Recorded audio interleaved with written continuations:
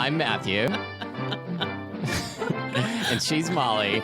And we just recorded the first 10 minutes of a grilled cheese episode. And trust me, it was really fucking funny. So funny. And, but I didn't hit record first. So when I said I re-recorded it, I lied. Because apparently if you want to record, you have to hit the record button. And I'm an idiot. Okay. So, but because we're professionals and because the show must go on, let's do a grilled cheese episode right now. I'm Molly. And I'm Matthew. And this is Spilled Milk, the show where we cook something delicious, eat it all, and sometimes record twice. And today we're talking about grilled cheese sandwiches. And I'm even more excited to talk about them than I was 10 minutes ago when we did this the first time. So let's take a detour down memory lane. What was the grilled cheese of your youth like? Well, or should I say the grilled cheese sandwich? Well, my dad was the grilled cheese maker in the house, and though he kept Velveeta and cheddar, he used the Velveeta only in mac and cheese. Oh, interesting. And the cheddar in grilled cheese. Do you know if Velveeta is the same as American cheese or different? I don't think it is. I think Velveeta, do they make slices of Velveeta? They do. Because I think of Velveeta as being softer than American cheese. Yeah, like but I don't think the smeary. Velveeta slices are as popular as like the Kraft singles. I think usually if you buy Velveeta, it's the box. I feel like Velveeta is a product made for melting. You know, Totally. like that's its thing. No, I feel like just eating a chunk of Velveeta would be kind of waxy. But I don't know. To each his own. Caramel corn for me, I feel like is in a slightly different category, which is things I wish I could have had more of when I was a kid. Like the opportunities. You can eat them now. I know, but I remember being frustrated that I couldn't eat them more then, and I want to like go back and do a bunch of things differently. I want to go back and do it all over. That's right. Go back no more, right? Yes. I don't really understand this desire of yours to go back and eat more caramel corn because you can do it now.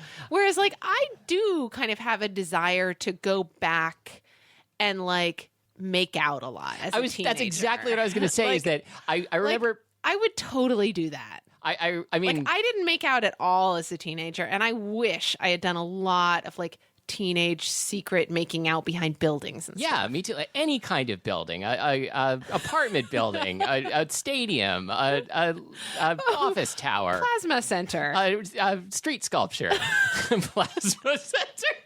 Oh, that is hot. Oh, that was baby. That was amazing. I'm gonna go. I need to go get a plasma injection. Yeah, see, the thing that came to mind for me was that I remember many times playing Truth or Dare when I was a teenager, and like it never went in the direction I was hoping, and I was a very timid player, and I feel like I wish I could. Like, I played Truth or Dare at some like all-girl slumber parties. Yeah, that's weak. And well, yeah, so I had my first French kiss with a girl at a slumber party, and it was just weird. That's the greatest story I've ever heard. It was totally. No, please. I don't remember what this episode is about. I just want to talk about that for the next 15 minutes. I even know her name, but I'm not going to say it here because I don't want to embarrass her. She probably listens. Oh God, I hope. I don't think if you're listening, remembers. Call in. I want to hear your side of the story. No, but anyway, it was truly like tongue hockey. You know, it was just weird. It was just batting of tongues back and forth. Please continue. No, this is amazing. Was there other kissing going on at the slumber party? This was just Truth or Dare, and I was dared to French kiss her, and this seemed like, you know, this didn't have like the hot lesbian connotation that I think you're attributing to it. I am, in a big way. This was just like we were like 8 or something. Okay, well, no. You just ruined it completely. Sorry. Okay. Yeah, we were like 8 years old, and it was disgusting. Okay, no, I was imagining like 17. So forget it. No. All right, scratch that. No. So back to caramel corn.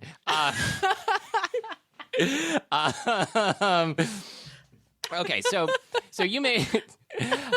All right, so when I was a kid, like I remember having the microwave caramel corn a couple of times, and we do have some of that here today. I probably got some caramel corn like at a county fair or something.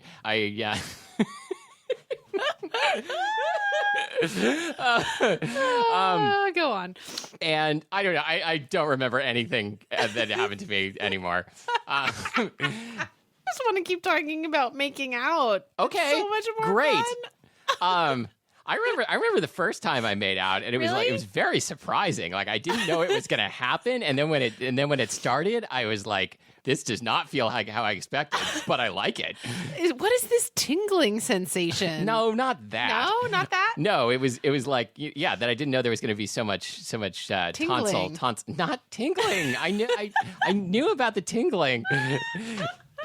Oh, you didn't expect there to be so much tonsil Spelunking. action. Yeah.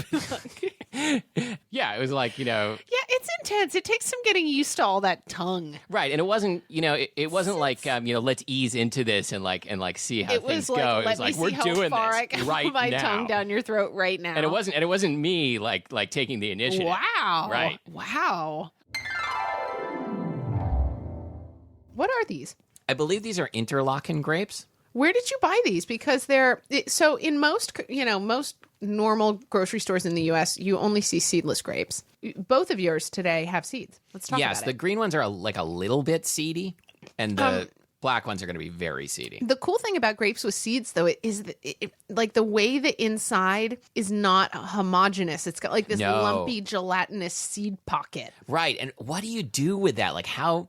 I want to get deeply into this. Like, So how when much do you tease it apart with your tongue and or teeth? Like, what part? How much do you spit out? How much? Can I be honest about this? When yes. I get grapes that have seeds, like sometimes at the farmer's market there are what do they call them? Like muscadet grapes? Yeah, or when something? life gives you grapes. When life gives you grapes that have seeds in them. Usually, I just go for it and chomp right through it and swallow the seed. Wow. Okay, I don't think I've ever done that. Are you And- serious? Yes. I and just can't be bothered to get that seed out of there. It's so no, tiny. rather It's like, than screw do it. that, I will like walk around with a grape seed like tucked like under my gums. No, I want it gone. I don't want it in my mouth. Let's talk about these grapes. So, how did you choose these, Matthew? They were the two. No, actually, there were a bunch for sale at the farmer's market. I put that in my mouth, intending to chomp through, and it didn't happen. Oh, you got to do it, man. gonna Just have to go for it. focus Just go for it. Every bit of my You mental got to energy on it. ignore the little gelatinous part and just chomp through it. I don't know if I can ignore it. Okay, I'm going to try. Okay, I'm going to chomp. I have a Concord grape in my hand, and I'm going to chomp straight through. Okay. And I think this is probably the seediest of the bunch. Oh, God. I just went right through the seed. I can't do it. It's too hard. I'm just so gelatinous. So gelatinous. Yeah, did you hear the crunching of my seed? Yes. It sounds like a line from the Bible. I think that is probably really Behold, that crunch. can thou hear the crunching of my seed? I'm about to beget something. I think it was part of the Sermon on the Mount. Yeah.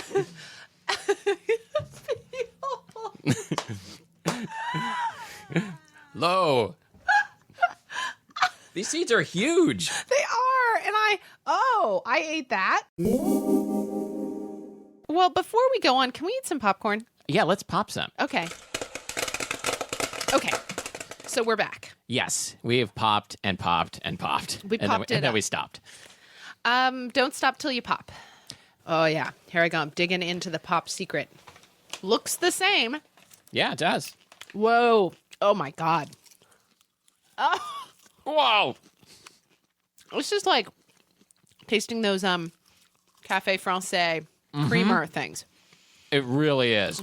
It's like this intense flavor that is kind of bears no relation to reality. No, it is fantasy popcorn land.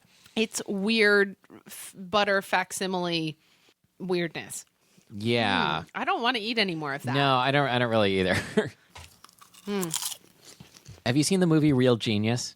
No. Comedy from the 80s starring Val Kilmer. No. Before he was Val Kilmer.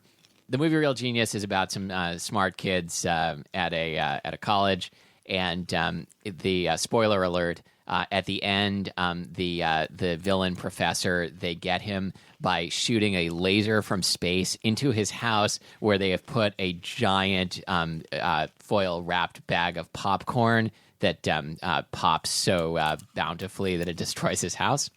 Real genius. Yes, so of course, I saw this movie and I was like, someday I am going to do that. And so far, I still haven't done that. Do you think you could do it with a container of Jiffy Pop? Well, that's kind of what it was inspired by, I think. So you just put like one container of Jiffy Pop in his living room, and he comes home and there's stale popcorn in his living room. I was thinking a bit more like, whoa, amazing prank. I just aspirated it. Oh no. I remember that spilled milk episode when Molly died. So sad and so funny. I was going to say, no, I was thinking more like the Jiffy Pop in a dollhouse. Oh, so you'd break into this guy's house and put a dollhouse in his living room. No, wait. And put some popcorn in the dollhouse. I'm with you. I was thinking of it like we shrink ourselves down like Inner Space style. That is a good idea. And then we go inside Dennis Quaid.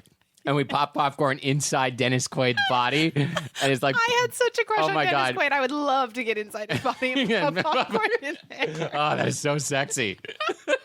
Can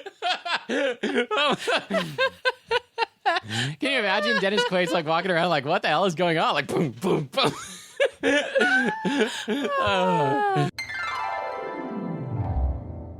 I had these two friends, and we would go to this coffee shop called Medina's in the Paseo neighborhood of Oklahoma City. And I was writing a lot of poetry then, and I would read my poetry at the open mic nights.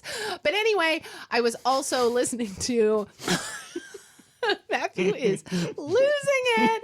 I was listening to a lot of Fugazi and Discord record stuff around then, but I also had like a space in my heart for Indigo Girls because I was like 15 and writing a lot of poetry and feeling things, feeling all the feelings. Can we hear a still selection? feeling all the feelings. Yeah, you've got all the feels. I have all the feels. Could we turn over the rest of this episode to just some selections from Molly's 15-year-old poetry? You know, Matthew, you've read a whole bunch of it, my friend. I know, and I'm not allowed to say anything about it. A whole bunch of it. Yeah, there was a whole bunch of pining for these guys who were seniors when I was a freshman, and they had a band that was called... Did I tell you about the band name? I don't think so. Oh my God, I had the biggest crush on this guy. You literally had a so-called life. I literally did. And this guy was every bit as handsome as Jared Leto. His name was Casey Moon, and it was KC, the initials, KC Moon. And anyway, there was also another guy named Zach Brown, who is only the only redheaded person I've ever been attracted to. Being a redhead myself, I feel like I'm allowed to say this. Okay. I'm usually more into like brown hair / black hair. Anyway, I'm just going to put that out there. Anyway. in case any listeners call me. Anyway, so yeah, these two guys, they had a band with a third guy. And the band was called... Wait, what was the third guy's name? His name was John Sturm. Okay. I spent a lot of time thinking about these guys. Oh, please tell me the band was called Sturm and Drang. The band was even better. It was called Violet N. Like violent, but they took the N out. And put it at the end. I'm not sure how I feel about that. Anyway, these guys were like 18 when I was 15. And they had no idea I existed, and I wrote a lot of poetry about them. Wow. Yeah. That's amazing. You know, I've actually like Googled them recently because they would now be like 41, 42 years old. Sure. I find that just fascinating. And I find it fascinating that I'm that old. I know, weird. Anyway, but I've never been able to find them on the Google. Yeah. Isn't that weird when you Google someone and you can't find them? There is a band called the Zach Brown Band. That's a different guy. Okay, thanks. Not my Zach Brown. I and everyone else are going to run out and Google this and see what these guys are up to. Yeah. Anyway, that was what... But at the same time, I was listening to Indigo Girls and writing a lot of poetry and hanging out in a coffee shop and discovering mochas. I was drinking a lot of mochas. Are the best. Yeah. Were you cooking from moosewood? I'm pretty sure I was because I was vegetarian around that time. Yeah. Wow. Okay. Wow. Violet N. Call us. Any of you guys are listening? Yeah, we don't usually have guests, but any of you know any of these people? Like, awesome. Oh, this just turned into America's Most Wanted / I Saw You. Missed Connections. Yeah. God, I used to love to read Missed Connections. Sure. Yeah, that was wow. That was the most interesting jaunt down memory lane I can remember for quite a while. It had nothing to do with ham and cheese whatsoever, and I think that's why I loved to do it. With ham and cheese. Hey, I think my marshmallow is just about ready. It looks nice, yeah. See, on mine, I'm really, really taking it slow. Mine will be ready in 16 more minutes. Do you know any ghost stories? I just get bored turning this marshmallow on a stick over a fire. That's because we're not telling ghost stories. So, once, when I was in second grade, I wrote a short story called The Boneless Hands. Oh my God, that's good. It was about a girl named Sydney, which was my best friend's name at the time. Were you pissed at her? No, I wasn't. I think it was actually more like an honorific that I Am I using the word honorific? Honorific, like sir, or like is boneless. It's like when you're buying your airline tickets and they have a little drop down menu and it says like Doctor, Ms., Mr. Boneless. Okay. Clearly, So I'm not on my game today. The boneless hand. I meant that it was like I meant it as an honor that I named a character in my short story after her. Okay. But anyway, she had no bones in her hands. And how did this affect her life? It was a really scary story, Matthew. Okay. Don't make fun of it. How can I? You haven't told me anything about the plot. That was the plot. She had no bones in her hands. And she just walked around with limp hands, like slapping people? I was 8. Come on now. I would love to see what kind of stories you were writing when you were 8. Well, so what did you grow up with? I grew up with any number of neuroses. And no, I mean in terms of cheese on bread. Oh, I thought I was in therapy.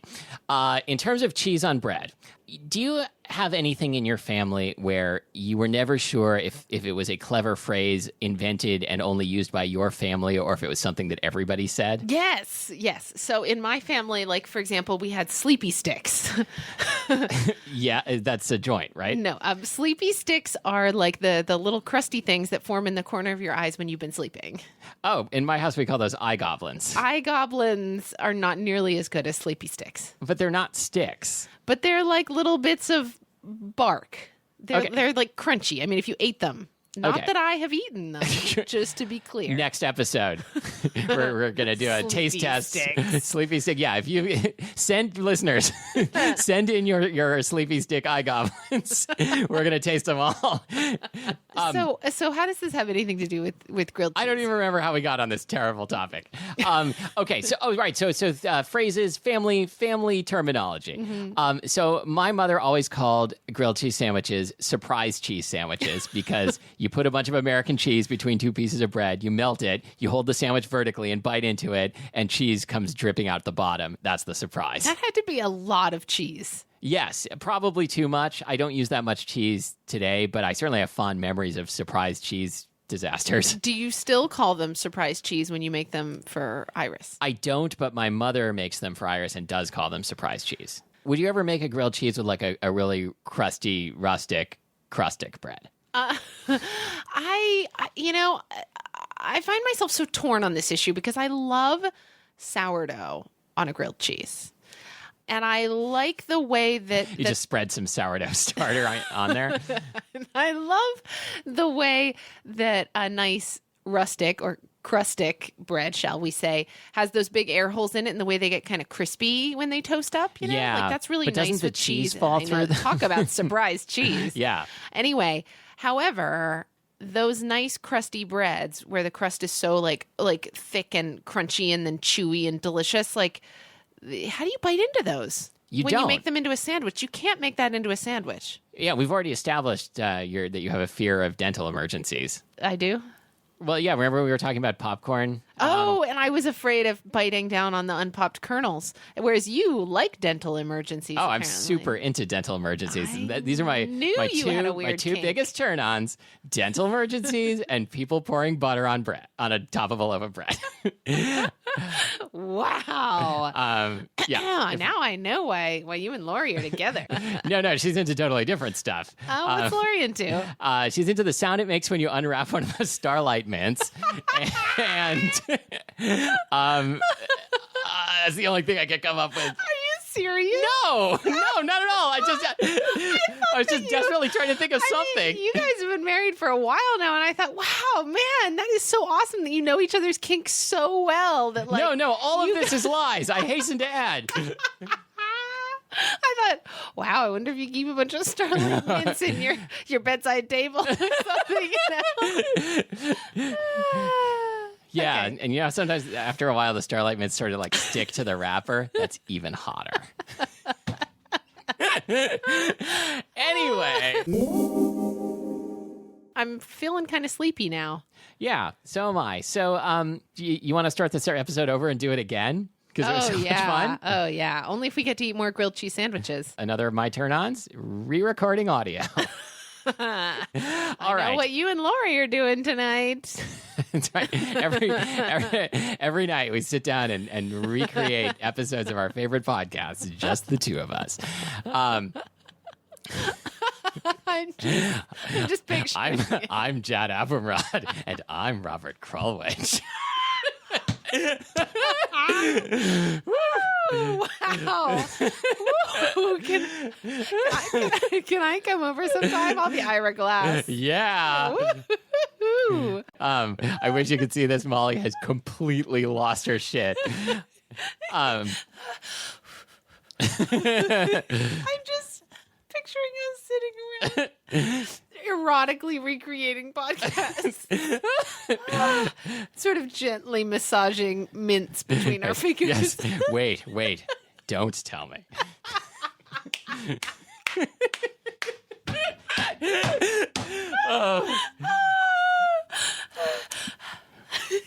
Until next time, thank you for listening to Spilled Milk, the show that wants to unwrap you like a Starlight mint and get to your unctuous center.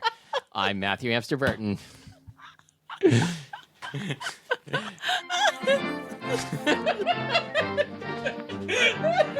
Okay.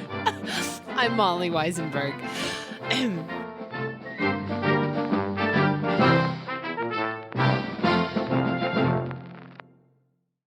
Oh, son of a bitch. Oh, Fuck! I hate myself!